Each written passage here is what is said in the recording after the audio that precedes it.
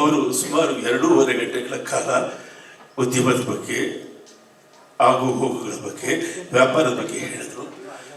ಅವ್ರ ಮಾತುಗಳನ್ನು ನನಗೆ ಕೇಳಿಸ್ತು. ಅವರಂದರು, ರಾಜು, ಯಾಕೆ ಜನ ರಾಮಾಚಾರಿ ಥರ ಸಿನಿಮಾ ಮಾಡ್ತಾ ಇಲ್ಲ, ಯಾಕೆ ಜನ ಹಳ್ಳಿ ಮೇಷ್ಟ್ರ ಥರ ಸಿನಿಮಾ ಮಾಡ್ತಾ ಇಲ್ಲ, ಯಾಕೆ ರಾಜಾಹುಲಿ ಥರ ಸಿನಿಮಾ ಮಾಡ್ತಿಲ್ಲ?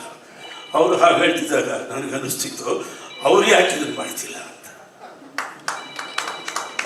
ಅವರು ಒಂದು 10 kg ಕಮ್ಮಿ ಮಾಡಿಕೊಂಡ್ರೆ ಇವತ್ತಿಗೂ ಸುಂದರ ನಟ, ಸ್ಫುರದ್ರೂಪಿ ನಟ, ಸಂಗೀತದ ಹುಚ್ಚಿರುವ ವ್ಯಕ್ತಿ. ಅವರು ಅಂಥ ಚಿಕ್ಕ ಚಿಕ್ಕ ಚಿತ್ರಗಳು ಮಾಡ್ಬೋದು. ಆದರೆ ಈ ಟೆಕ್ನಾಲಜಿ ಹಿಂದೆ ಹೋಗಿ ಪ್ಯಾನ್ ಇಂಡಿಯಾ ಇತ್ಯಾದಿ ಬಗ್ಗೆ ಮಾತಾಡ್ತಿದ್ದಾರೆ, ಅದು ನಿಜ.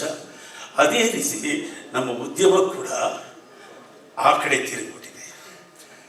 ನನಗನ್ಸಿದ್ದು ಏನಂದರೆ, ಸುಮಾರು 150-200 ಜನ ನಿರ್ದೇಶಕರಿದ್ದಾರೆ.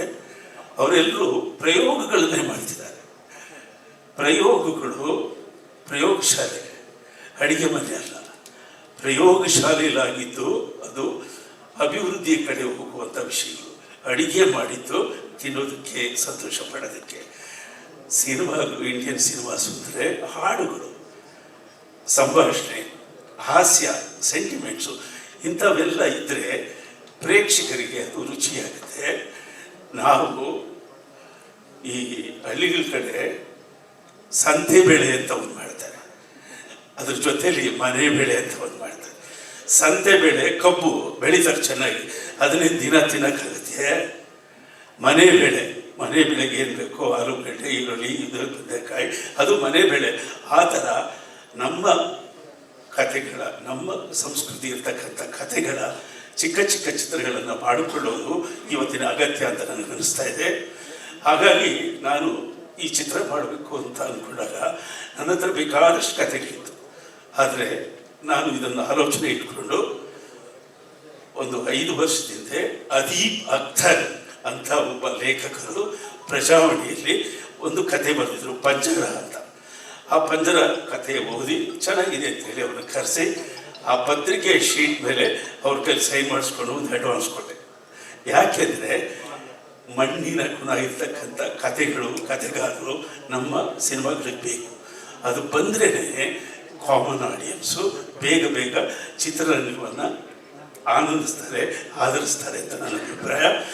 ಈಗಲೂ ಅಷ್ಟೇ, ನಾವು ಮುಂದೆ ಇಲ್ಲಿ ಎಲ್ಲ ನಿರ್ದೇಶಕರು, ಹೊಸ ನಿರ್ದೇಶಕರಿಗೆ ಏನು ಹೇಳೋದು ಅಂದರೆ, ಅವ್ರವ್ರ ಕಥೆಗಳು ಮಾಡ್ಕೊಳ್ಳಿ, ಬೇಡ ಅನ್ನಲ್ಲ. ಅದಕ್ಕೆ ಒಳ್ಳೊಳ್ಳೆ ವಿಷಯಗಳು ಬೇಕಾಗುತ್ತೆ. ಅಂಥ ವಿಷಯಗಳನ್ನ ಒಳ್ಳೊಳ್ಳೆ ಕಥೆಗಳಿಂದ ಕದಿಯೋದು ಬೇಡ. ಅವ್ರನ್ನ ಕರೀರಿ, ಕರೆದು ಅವ್ರಿಗೆ ಒಂದಷ್ಟು ದುಡ್ಡು ಕೊಡ್ರಿ, ಈ ದೃಶ್ಯವನ್ನು ತಗೋತೀನಿ ಅಂತ ಹೇಳ್ರಿ, ಬಳಸ್ರಿ. ಕಥೆಗಳಲ್ಲಿ ಕನ್ನಡದ DNA ಇದ್ದರೆ ಜನ ಚಿತ್ರಗಳನ್ನು ನೋಡ್ತಾರೆ. ಅದರಿಂದ ಈ ಚಿತ್ರದ ಮುಖಾಂತರ ನಾವು ಪ್ರೇಕ್ಷಕರನ್ನು ಚಿತ್ರಮಂದಿರಕ್ಕೆ ಕರೆತರುವ ಒಂದು ದೊಡ್ಡ ಆಂದೋಲನವನ್ನು ಸಾಮಾಜಿಕವಾಗಿ, ಶೈಕ್ಷಣಿಕವಾಗಿ ಪ್ರೀತಿಯಿಂದ ನಡೆಸೋಣಂತ ನಾವು ನಿರ್ಧಾರ ಮಾಡಿದ್ದೇವೆ. ಮುಂದೆ ಏನು ಮುಂದಿನ ಕತೆ ಬನ್ನಿ. ಓಕೆ, ಬೆಳಿಗ್ಗೆ ಈ ಚಿತ್ರಕ್ಕೆ ಒಂದು ಮುಹೂರ್ತದ ರೀತಿ ಕಾಯಕವನ್ನು ಶುರು ಮಾಡಿದ್ವಿ. ನಾನು ಮಾನ್ಯ ಮುಖ್ಯಮಂತ್ರಿಗಳು ಸಿದ್ದರಾಮಯ್ಯ ರಿಕ್ವೆಸ್ಟ್ ಮಾಡಿದೆ, ಸರ್ ಈ ಚಿತ್ರಕ್ಕೆ ಓಕೆ ಅಂತ ಟೈಟಲ್ ಇದ್ದೀವಿ, ನೀವು start sound, start camera, action ಹೇಳಬೇಕು ಸರ್ ಅಂದೆ.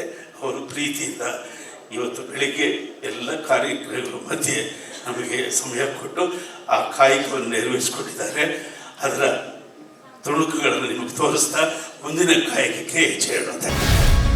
ಗ್ಯಾರಂಟಿ ನ್ಯೂಸ್, ಸುದ್ದಿ ಖಚಿತ, ನ್ಯಾಯ ನಿಶ್ಚಿತ.